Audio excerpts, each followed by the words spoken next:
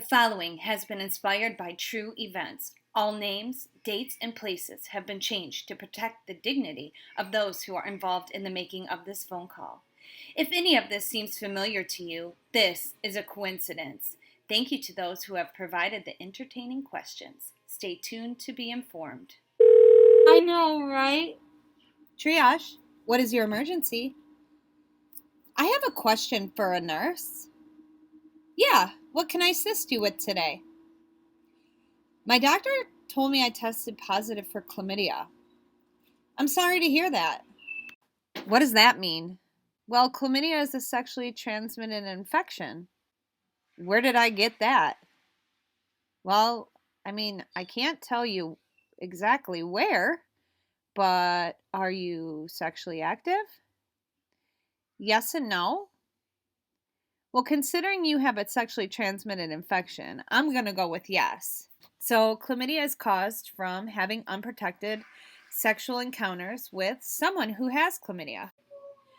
I've never heard of it. Have you ever heard of gonorrhea? Yeah. Well, chlamydia and gonorrhea are kind of like cousins. Same family, different parents. I didn't have sex with my cousin. Never mind. Just Google it. Have a nice day. Hi guys, it's Carrie here from Midwife in Detroit, and this is a special day as we are joined by a live studio audience, aka Rocco. I first want to start off with a great big thank you for all of you who have liked, subscribed, commented, and shared my video. It really means a lot to me that anybody who's watched has taken time out of their day to do so and to provide me with some feedback. So I really appreciate it. The turnout's been really great, and I really hope it's more than just my mom watching, as my husband seems to think so. So today we're going to be talking about sexually transmitted infection, testing, and prevention. And before we get into that, I really want to say that this video is primarily intended for women who are engaging in voluntary sexual behavior.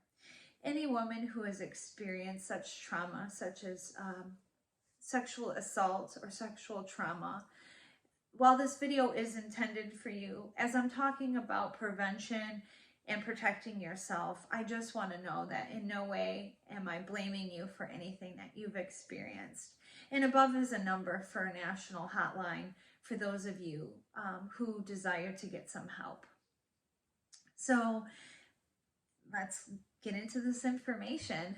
So as you heard from our caller, she tested positive for a sexually transmitted infection. And while this is quite distressing to her, she really just doesn't know what it is or how she got it. And I find this to be a common occurrence among women.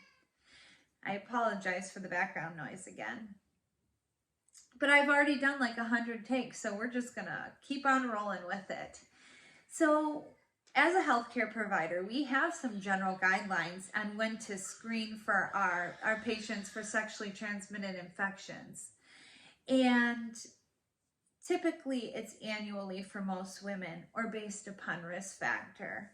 So that being the caveat, risk factor, it's really important that you are honest with your healthcare provider. You tell them about what kind of sexual activities you engage in and with whom. So we know how to best educate you to protect yourself and what to screen you for. So there are two common sexually transmitted infection categories, and I consider these like your vaginal infections and then your bloodborne infections. So your vaginal infections are gonorrhea, chlamydia, trichomonas to be most common. And then the other ones, and human papillomavirus, we don't want to forget that guy.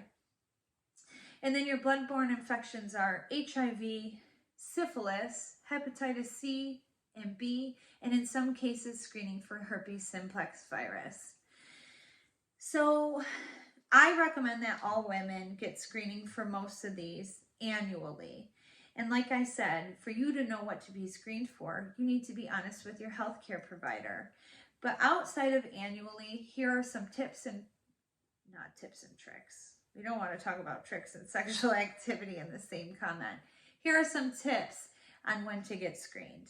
So first, I would say screening when you're ending a relationship, and or before starting a new relationship.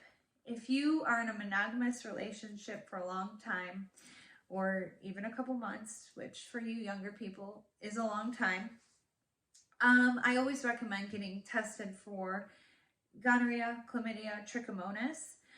Some healthcare providers don't screen for trichomonas typically, but it's very prevalent here in the city of Detroit, and I highly recommend that, including that into the panel. And then the common bloodborne infections such as HIV, hepatitis B and C, and syphilis annually. Herpes simplex virus, I do not recommend screening for annually for many reasons. A lot of people will actually screen positive for this in their blood, and that causes distress without having a lot of symptoms. So unless you have sores or lesions down there or in your mouth, I really wouldn't suggest getting screened for this annually. And then there's human papilloma virus, excuse me, too many H's. Human papilloma virus is done with your pap smears, which is not the exam, it's the cervical cancer screening. So depending on your age would depend on when you get screened for this. So outside of those, so we have in pregnancy, everybody should be screened, ending a new relationship, or starting a new one, because unfortunately when we start a new relationship, if we're not screened for these STIs and in a few months somebody tests positive for a sexually transmitted infection, you want to know and do contact tracing to know where it came from. So in order to prevent having a sexually transmitted infection in your new relationship, I would recommend get screened prior. And anytime you or your partner has multiple sexual partners. So some people are in an open relationship, and I think that as long as you're doing it in a safe manner, it's your choice. And then, unfortunately, men are not required or encouraged to get screened annually. So I would recommend women, for us to take control over our bodies and our health, and to get screened for these infections regularly. And for prevention, the most common way to prevent a sexually transmitted infection is through condom use.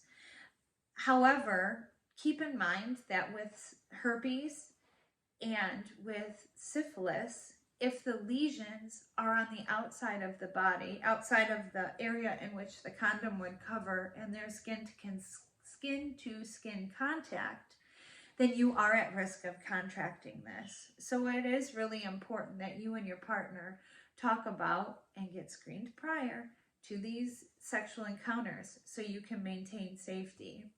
And just one more thing is condom use. So women of all ages, if you are in a relationship where you are having sex with more than one person, or your partner is having sex with more than one person, or this is a new relationship and neither of you have been screened for sexually transmitted infections, I highly encourage you to use a latex condom or a non-latex condom for those of you who are allergic. Lambskin condoms are great for the prevention of pregnancy, but they're not great for the prevention of STIs. So using the latex or the neoprene type condoms are always best. And lastly, even women in your 60s, you need to use your condoms, because I can tell you from a clinical standpoint, I have seen just as many STIs in women in their 20s as women in their 60s. So if you fall into this category where you are in a new sexual relationship, or you or your partner are having more than one sexual partner, pregnancy is not the worst thing that can happen during sexual encounters, and you need to protect yourself against sexually transmitted infections. So I hope that I've answered your questions on screening of sexually transmitted infections today. As we grow and build in this channel, I will address these infections more in depth if that's desired. So I want to say thank you once again for watching. Meet Rocco and have a good day.